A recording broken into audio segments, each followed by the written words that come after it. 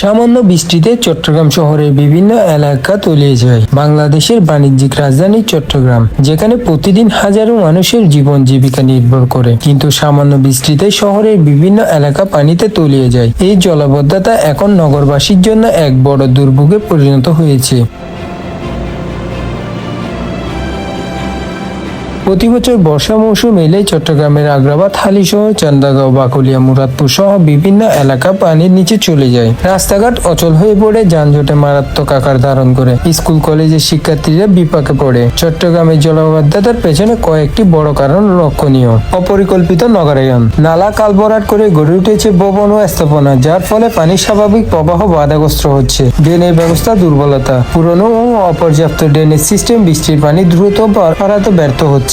কাল দখল ও দূষণ, অনেক কাল অবৈধ দখল করে ময়লা আবর্জনায় ভরাট হয়ে গেছে, যা পানি চলাচলে বাধাগ্রস্ত সৃষ্টি করছে।